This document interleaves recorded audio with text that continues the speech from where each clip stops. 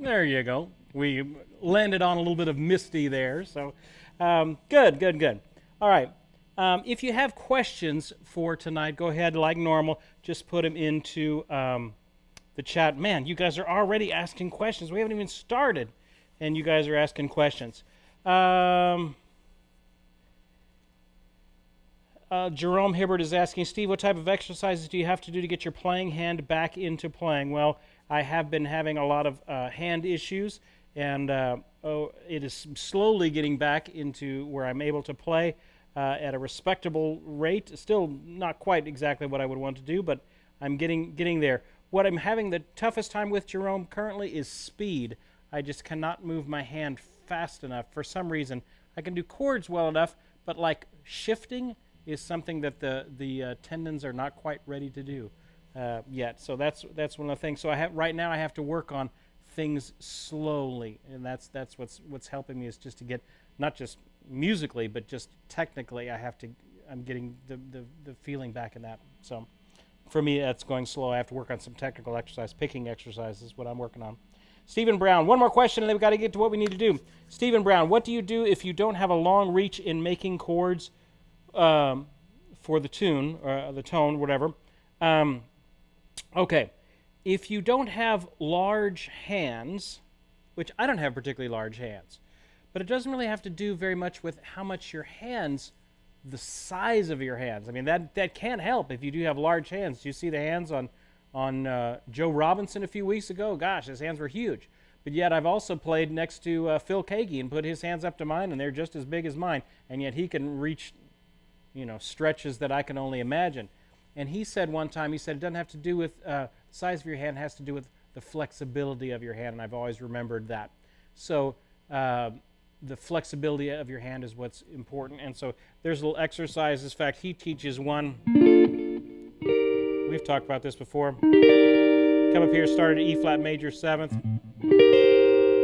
Play an E-flat 6th. Move your first finger down. Move your second finger down 1. Third finger down 1. Pinky down 1. First finger in 1, and you end up with the same chord, a D major 7th, just a half step down. You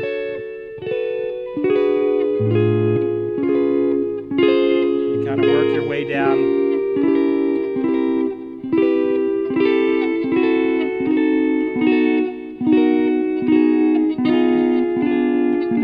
And this may be about as far as I can go currently.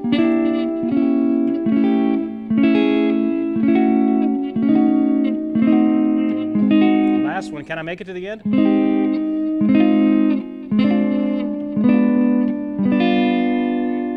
Not too bad, not too bad. That's a good little hand stretching exercise. Whoa, wow, my hand is killing, screaming after that. That's a good hand stretching exercise. You do that for a couple of weeks, you'll be amazed. You'll be able to get things that you previously weren't able to get. It has to do with flexibility in your hand. Great question. All right. Man, you guys are asking questions we haven't even started yet. Ron Service is saying, on another subject, you once recommended a very good guitar case that was in fact made in Canada. Levy's guitar case. I've got one over there.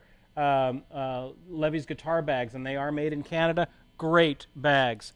The Levy's guitar cases, Levy's. Just look them up. Great cases. Nice, good, thick, padded cases. I've taken my guitars all over the world and carried them on the plane, but they do real well in those Levy's gig bags. So there you go. All right, let's get to what we're supposed to be talking about. Using chord tones for seeds.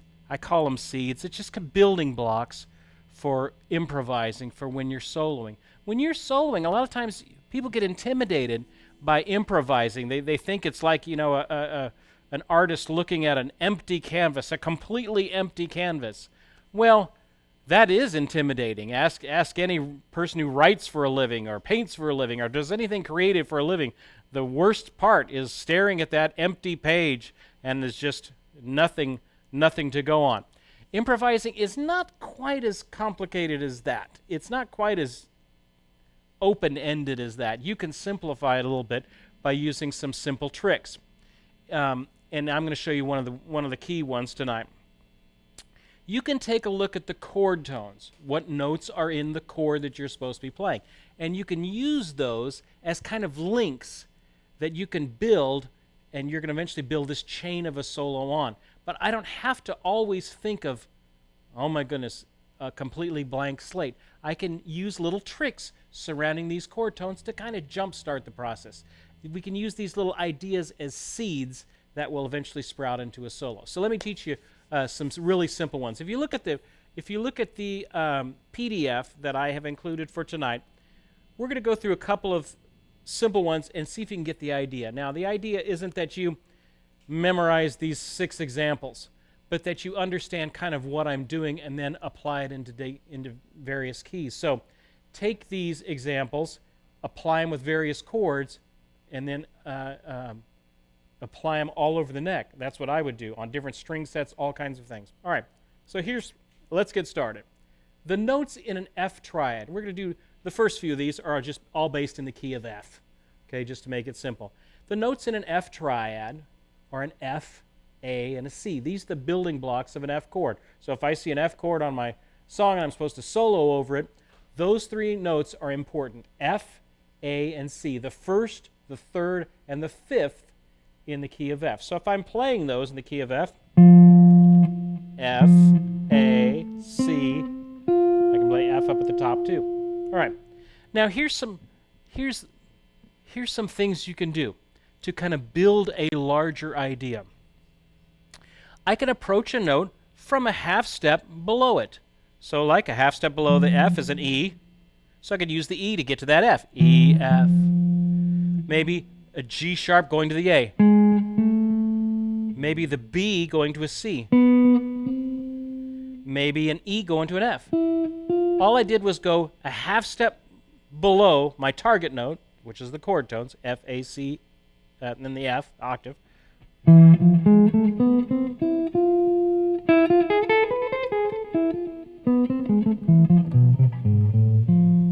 Okay, so already I've got a whole lot of musical choices that I can do by just doing a half step above or half step below going to the target note. Now, I can do a half step above, it just doesn't sound really good going down to the target note. So you end up with things like this.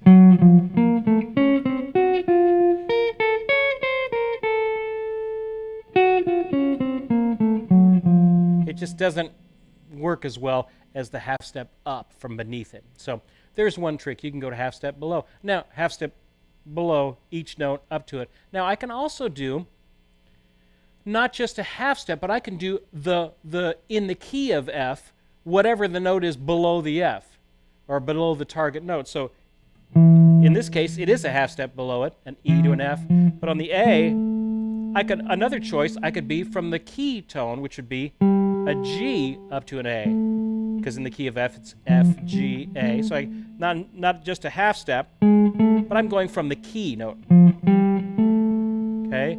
To the B or to the C, the note that's in the key before that is a B flat. And then the note before the F is still an E. So that would sound like this. It doesn't quite have the same kind of pull as it does with just the half step. Here's the half step.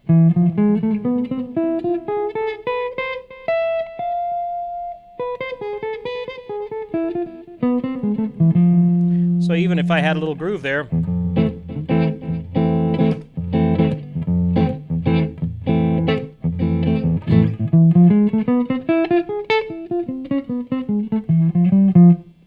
okay, already I've got a little idea, and I'm not even thinking of anything. I'm just going a half step below whatever the target notes are in that chord. Okay, take a look at the next one. Let's build on that little idea. So now I'm going to go a half step below to the note in the key that's above the F. So you have to think of your F scale: F, G, A, B flat, C, D, E, and F. So I'm going from a half step below my target note to whatever the note is in the key above my target note, and then back to the target note. So that sounds like this. Okay, half step below, key note above, to this note. Here's my target note. Okay, so now I've got a 3-note idea. If I did the same thing on the A, the next chord tone, be a half step below, key note above, which would be a B flat, to the A. So and now I've got, then the next target note is a C, so I'm going to go half step below it, B, hold the note in the key above it, which would be a D. So now I've got, and then just like we did on the first one, we have the E, G, F. So do you see what I'm doing there? See the pattern? All I'm taking is the chord tones, and I've ended up with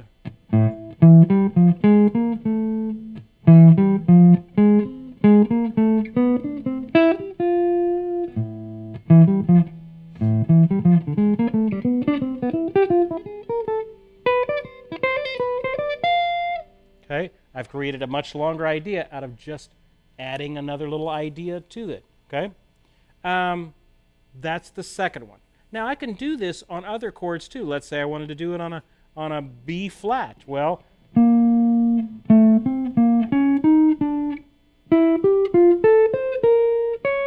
just say.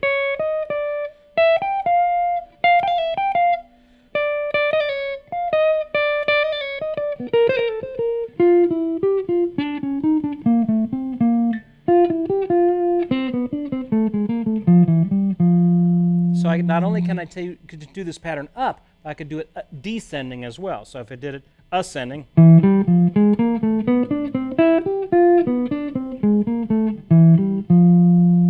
over that F. So if I had a little F groove going, let's see if I can get my looper going.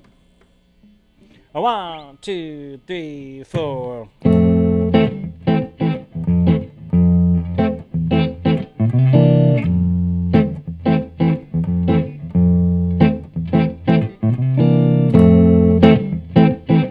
So I got my groove going,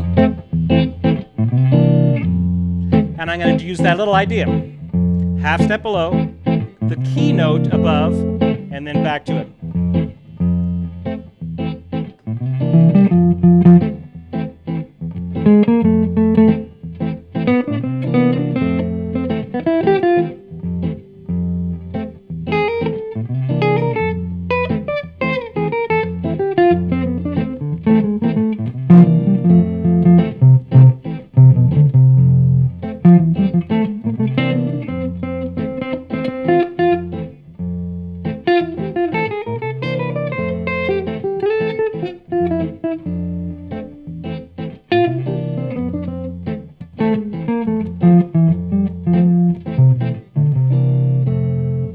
Okay.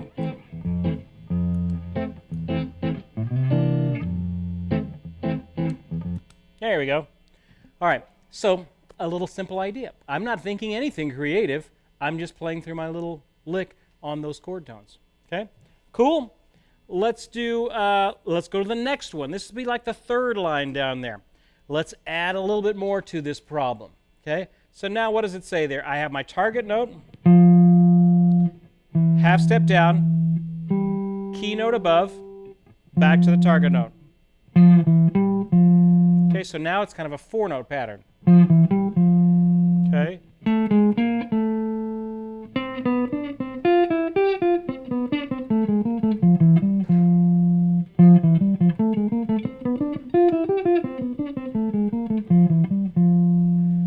A whole little larger thought there. Let me see if my loop is still in here.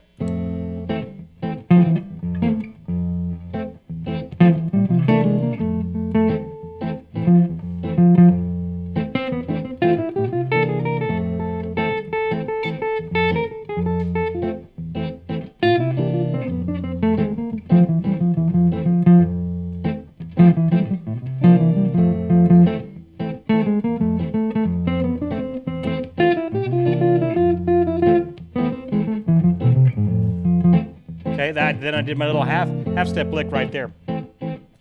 You see, it's just a little game, just a little simple thing I can play.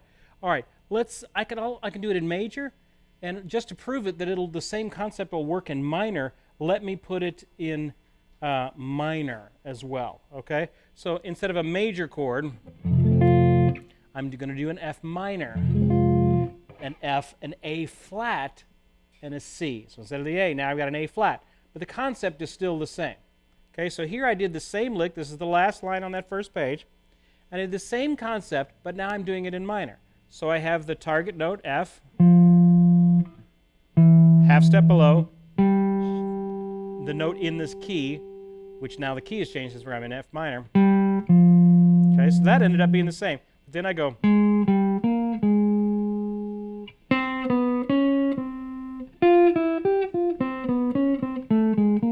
Sorry. So you end up with a little pattern that's like this. So 1.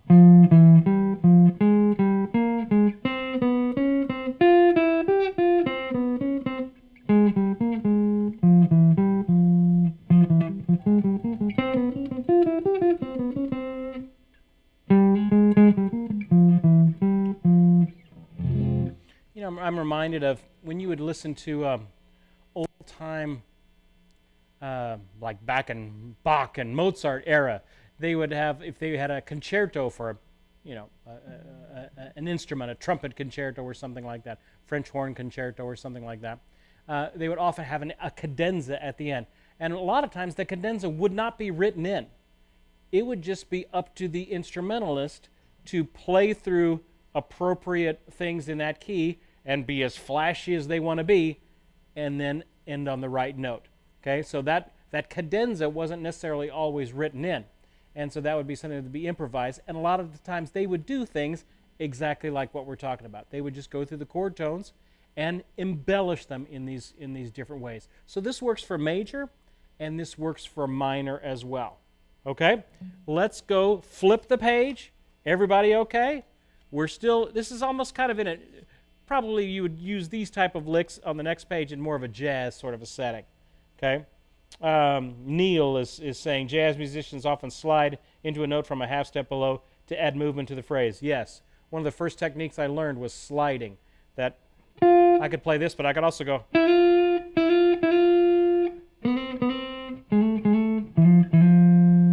You know, I could slide even just from the target note back and forth.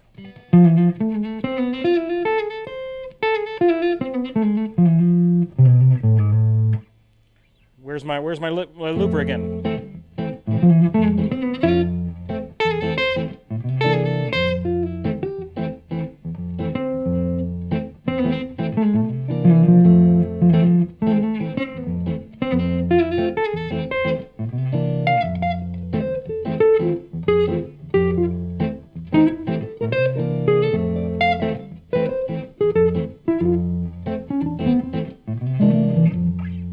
Okay. Take a look at the next one. Now I end up with a, I'm going to outline the chord. So now we're going to take that concept and we're going to go a different direction with it. Right now we've just been doing it on chord tones. Now we're going to do it on actually the triad of the chord. So in this first example, I'm going to do all of these on the 4th and 3rd strings. So we're going to kind of combine actually a little bit of string patterns into this as well. These are things, shh, don't tell these jazz musicians, but this is exactly what bluegrass players do all the time, is we do adjacent string sort of licks, okay? But now we're going to try and apply it into a jazz setting. So let's say over an F chord, let's say my pattern was this. F, half step down, back to the F, note in the key, up, then I end up with a 3rd, 5th. So it's root, half step down, root, step, 3rd, 5th is the pattern. Now, that is a convenient little 6-note lick that sounds great, but break it down. Break it down to what's happening. It is outlining an F, an A, and a C, and it's going down, so just wobbling between all these.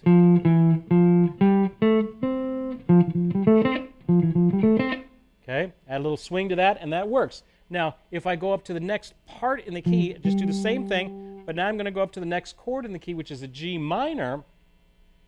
Same pattern, but the notes change just a little bit. So I have G, half step down, back to G, note in the key up, and then the flatted 3rd now, because we're a G minor, up to the 5th, you end up with a very good little jazz lick for a G minor. Now here's the F. Here's the G. What if I did it in A? Now you'll notice half step down, but then this is only a half step away to that next chord tone or next key tone above the A, is that B flat. So it changed a little bit from the G minor shape. But it still works. G minor, A minor, sorry, B flat, same shape as the F, C, same shape as the F. Here's a minor shape again, same shape as the G minor. Here's kind of an E diminished shape. The concept is still the same. Target note, half step down, target note, note in the key, which only happens to be a half step above here, and then the minor third, the flat third. And then we close it off on the F. And you'll notice I used only the 3rd and the 4th string, so you end up with this.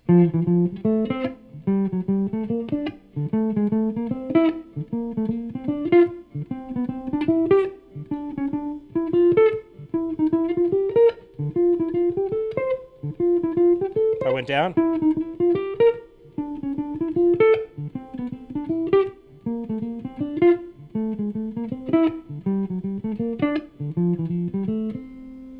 I've got a little something I can play. Wow, now I've got, 2 lines worth of stuff that I can play over those chords. So let's, maybe I can get a little track going here.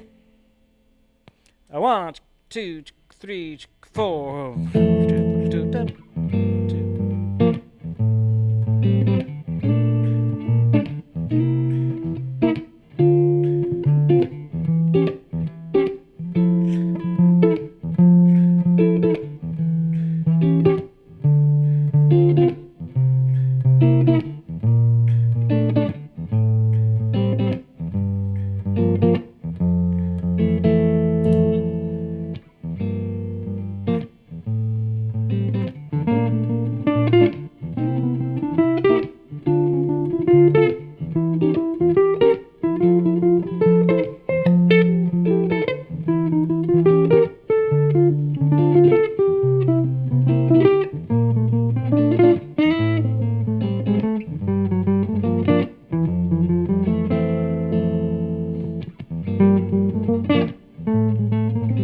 And I can kind of vary the pattern up.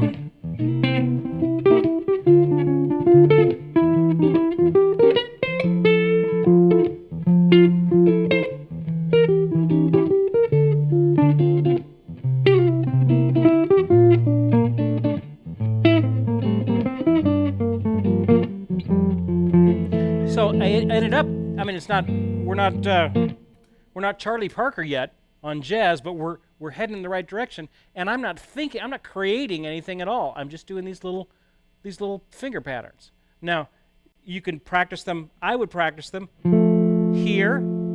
Now, I can also do them, since this is a 2-note pattern, I can do them. It's the same pattern if I do the F up here. Sorry.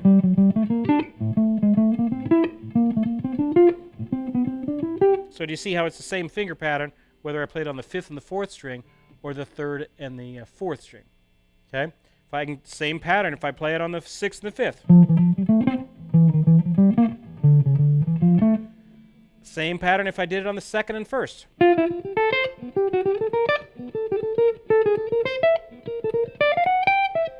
Okay? Now it doesn't work on the 2nd and 3rd because the tuning is off, but on all the other patterns, string sets, 6th and 5th, 5th and 4th, 4th and 3rd, and 2nd and 1st, it's going to be the same. Okay? All right. Let's go to the last example here. All right, so now let's jazz it up one more step. Am I losing everybody? Y'all aren't even asking questions anymore. You're just stunned into silence there. I'm not sure what's happening there. I've lost everybody, I think. Let me show you one last one. Okay. This is, we're going to outline the chords, but we're going to make it a little bit more musically friendly. So here, I add a little pull-off to it. Start with the F, and now I'm just wobbling around a different way. Note above, note a key above, back to the target note, the note below, back to that. That's how it starts.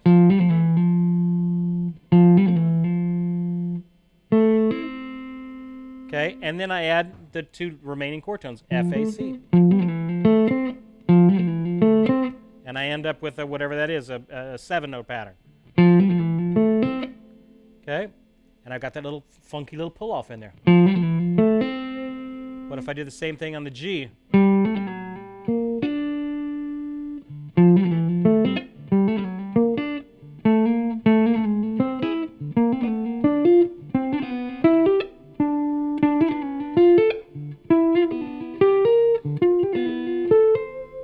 Okay, it takes a little while to get it underneath your fingers, but it's very helpful little lick that you can use for all kinds of different things. And I'm just outlining the chord, and that's what I want you to see with all that. All right, so we are, Patrick Knight says, not lost, listening and absorbing. All right, I went through that last one a little quick. Let me do that one again. I start on my note. I do the note above, pull it down to the note below, and then back to my target note. And then I finish off with the triad notes. It's a 2-note pattern again. Hey, that means I can put it. Same finger pattern for all these. Okay? Go to G minor. The note in the key above. Half step below. B flat, D. Okay, that works for the G minor. Sorry. B flat, same one as the F. C, same one as the F. D minor, same one as the G minor. E diminished. So it sounds really impressive, but actually it's only 4 different patterns. Okay, if you want to think of it that way, I've got the major one, I've got the 2 minor one, which works for the 2 minor and the 6 minor. I've got the 3 minor one, and then I've got the diminished one. Okay, there you go. All right, so to give us an idea of what this sounds like, we're going to put on a track here, and we're going to be in the key of G. So don't put on the track yet. Don't put it on yet. So if I'm in the key of G and I want to do the same concept, okay? G major.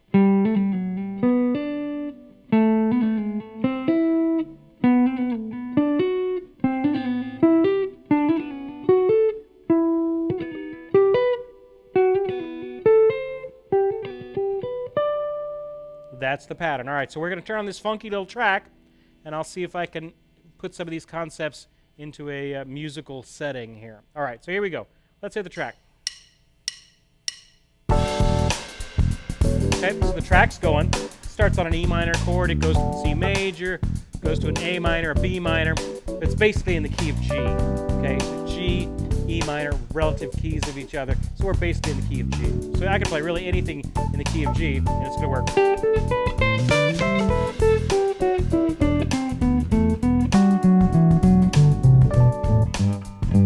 Right, G scale.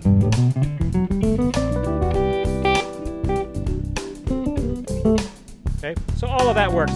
Now let me see if I can do some of these concepts. Maybe I can go a half step below.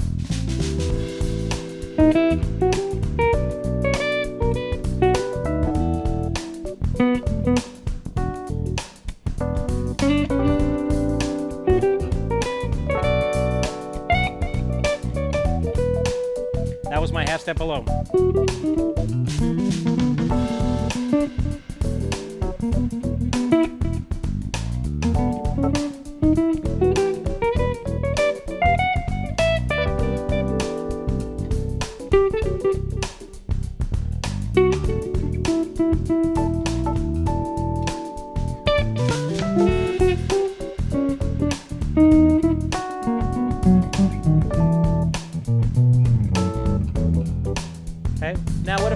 maybe the half step down, the note above it.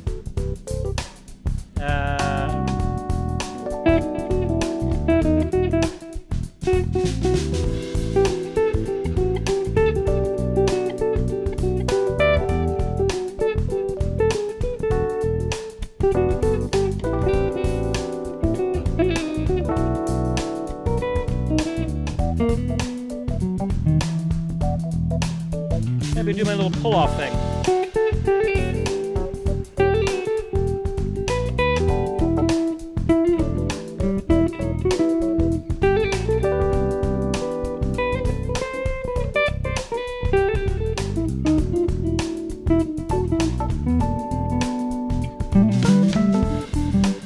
What if I did that little pattern we did on the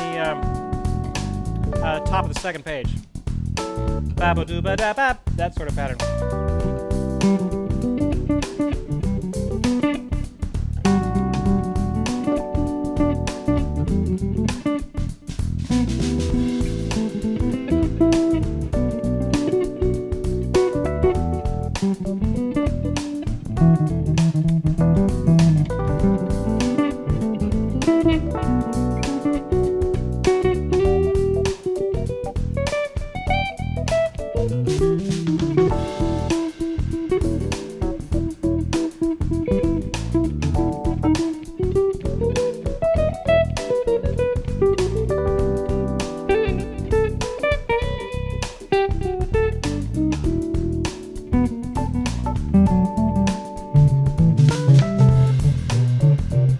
Okay, what if I did that other little pattern, the W-ba-da-bap, that sort of pattern.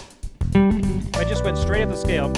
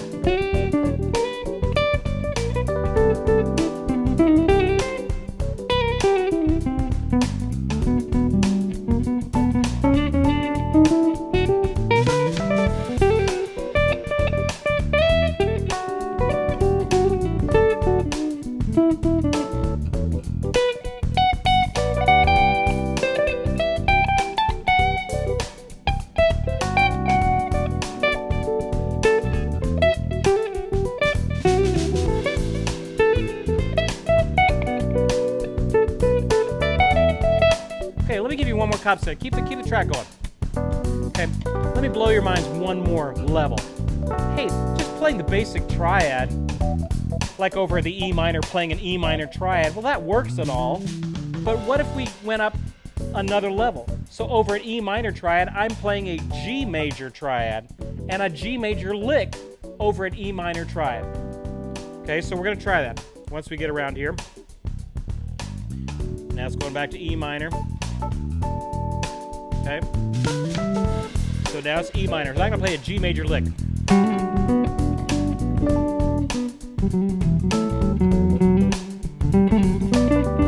Over the C major, I'm going to play an E minor lick. Over the E minor, I'm going to play a G major lick. Here comes an A minor, I'm going to play a C lick. B minor, I'm going to play a D lick. E minor.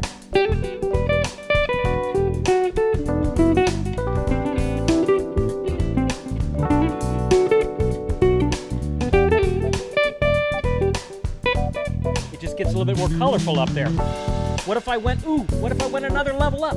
So instead of playing the E minor or the G major, now I'm going to play a B minor triad over the E minor. What's that going to sound like? Ooh, that's going to be weird. Let's try it. Let's try it though, huh? So maybe here.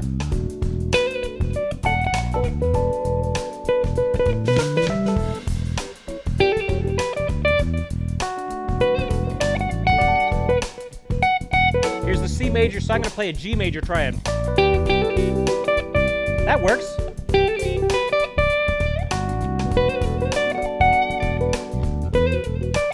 Here comes the A minor. I'm going to play an E minor.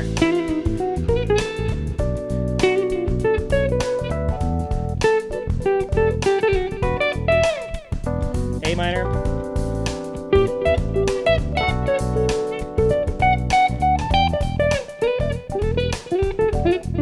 Let me just play around.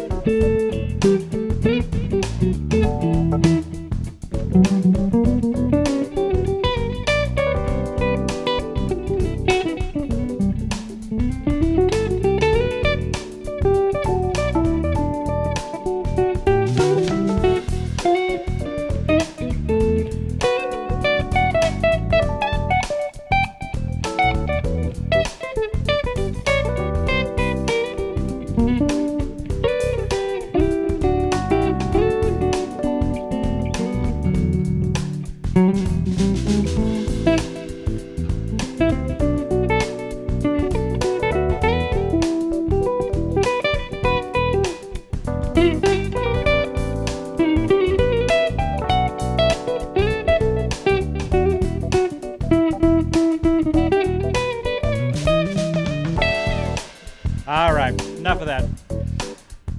Thank you. You can turn off the track.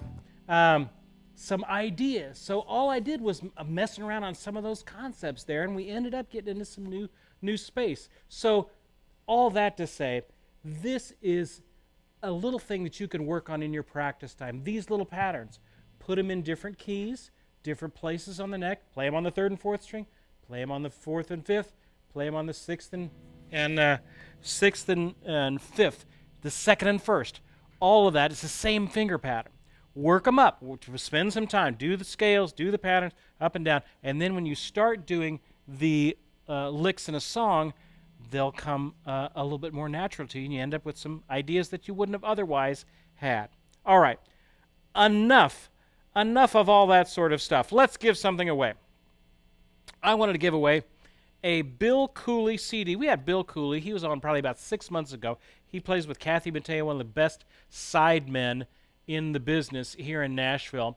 And Bill left a few of his CDs. Great flat-picking, fingerstyle sort of stuff. Someone is about to win this. The winner of this is Langneer. Langneer.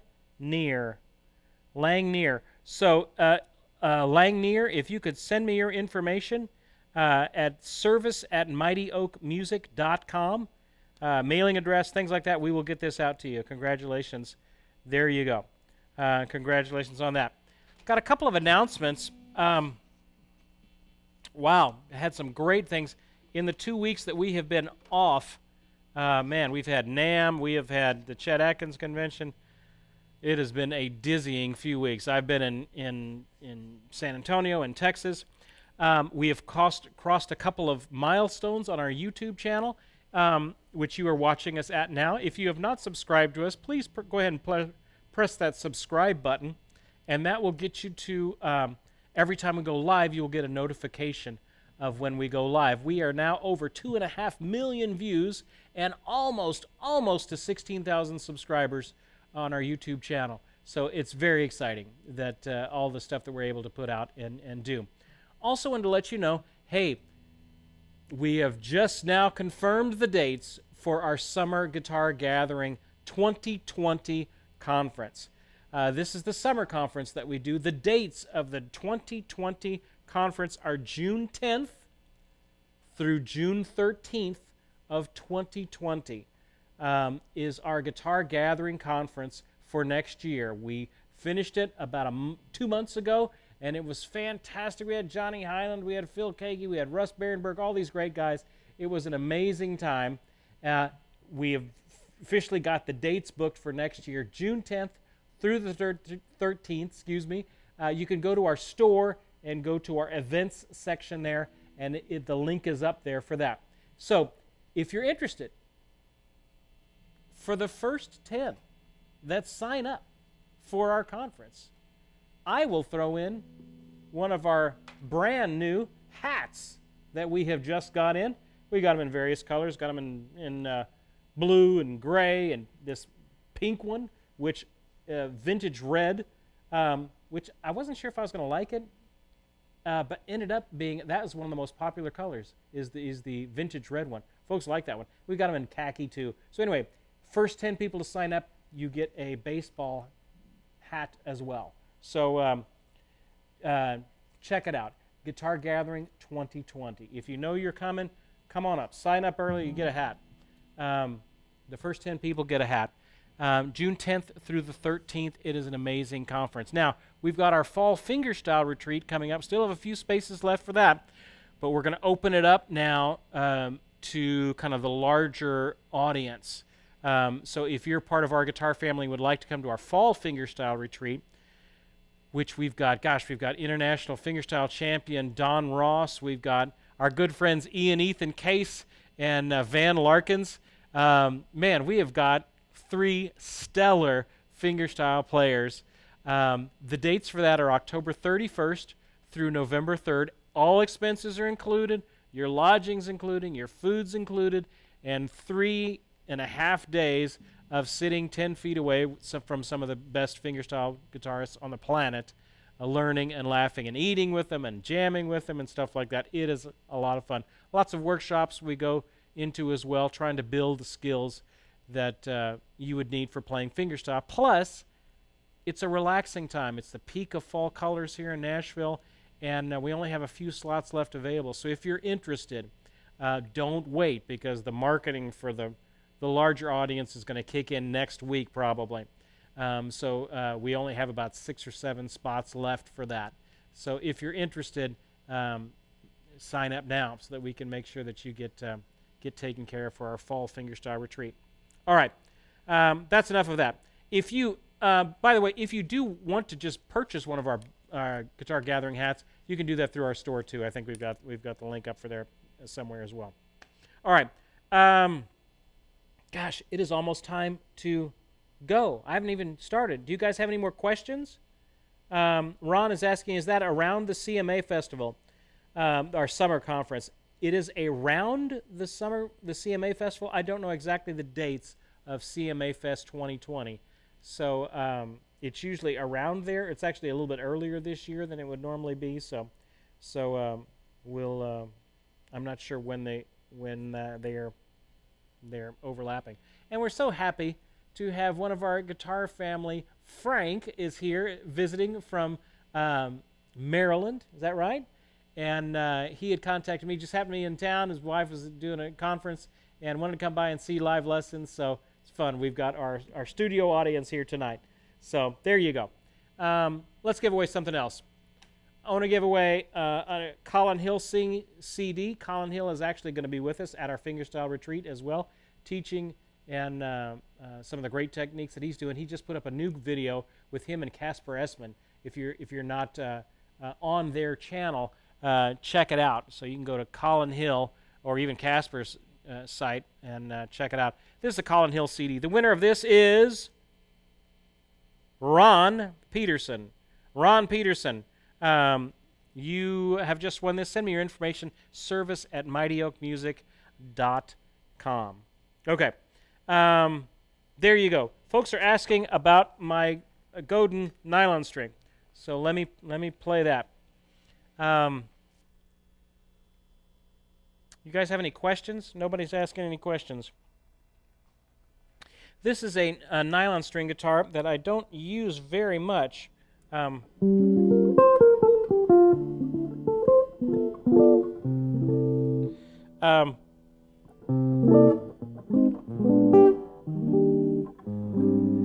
it, Stephen?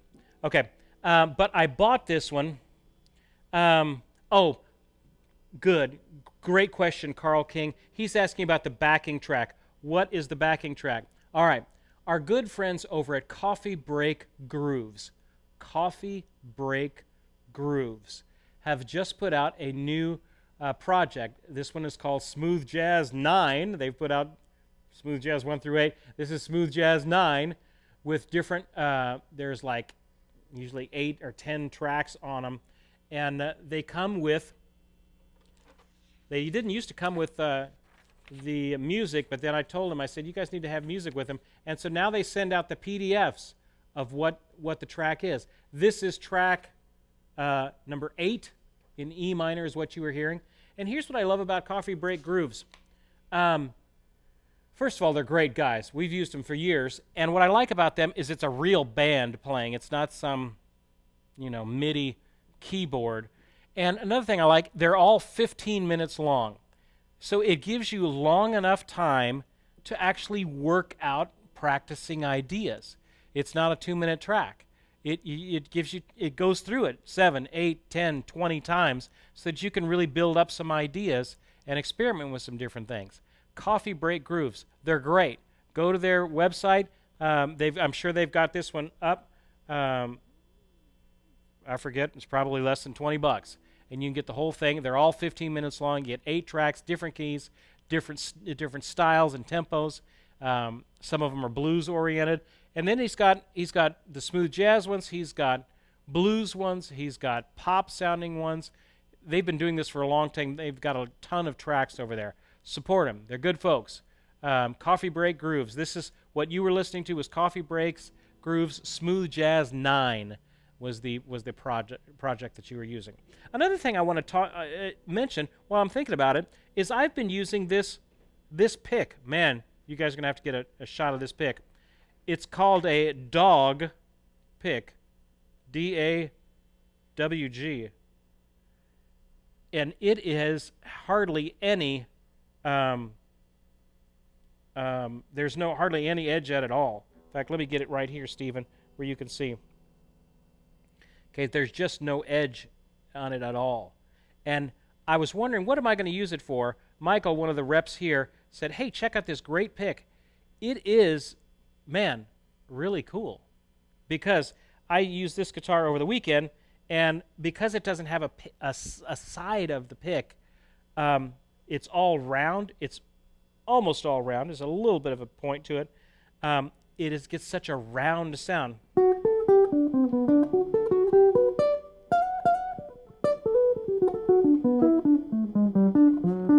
To contrast with my stubby, a little purple stubby pick, which has a little bit more of a point on it. Sorry, Stephen, I'm making you work tonight. Okay, this one has a little bit more of a point to it, and this sounds like this.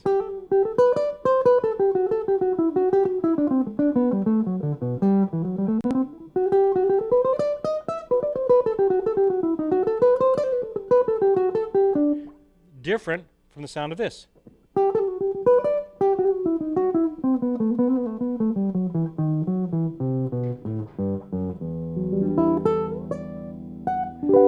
I was doing some concerts with the Katinas, this great group, the Katinas, and they do a lot of nylon string things. They need a lot of nylon string things.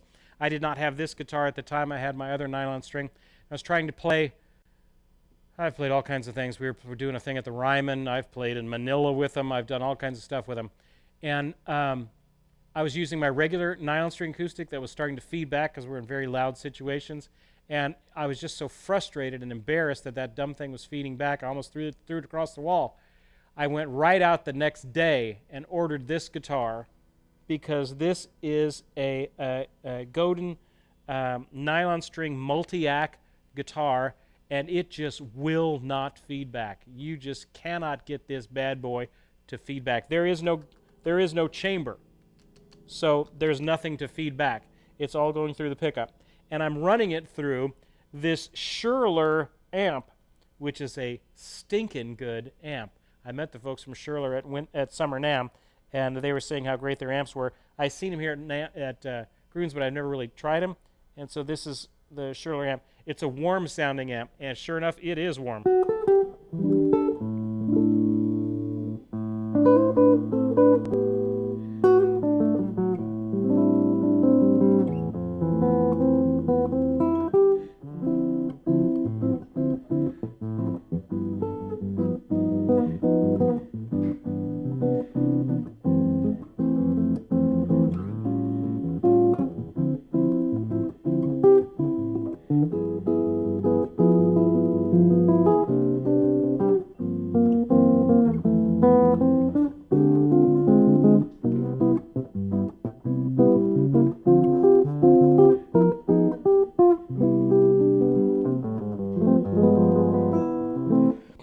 Great sounding little amp. I'm running right from my guitar through no effects into the amp. And what you're hearing is the amp sound there. Let me give one more thing away before we close it out. This thing of John Pierce strings, some great strings, John Pierce finger-picking strings.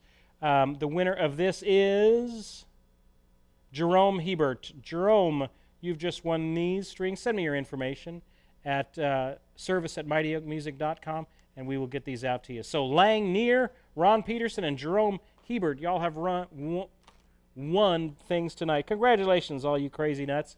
So there you go. All right, so let me see if I can... I'll play us out with something. Let's see what I can do.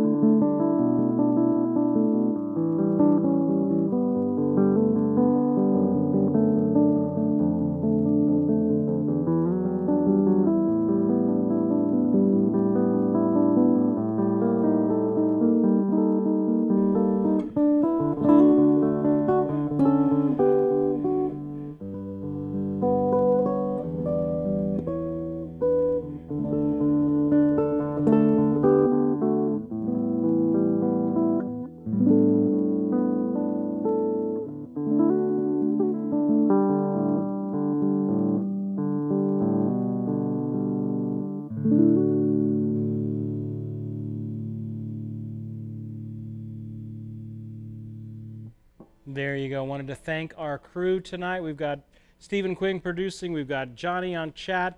Our wonderful moderators, Doug and Neil. Doug's not here tonight. And our stand-in moderator, Diane. So thank you, guys. Hey, we've got a great month coming up. Next Tuesday, we're going to be doing a guitar chat on the discussion board. So not here on YouTube, but on our discussion board at guitargathering.com.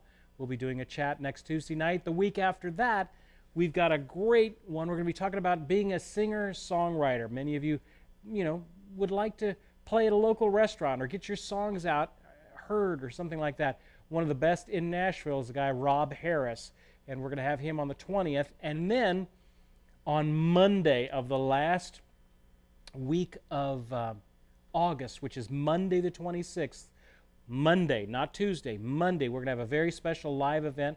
The Boutique Guitar Show is coming through Nashville, and they are coming to Gruen Guitars on that Monday night. Some of the rarest and most interesting and fascinating instruments in the world are coming through, and we were going to be talking with the curator of that exhibit that's coming through, and so that will be a special live event on Monday.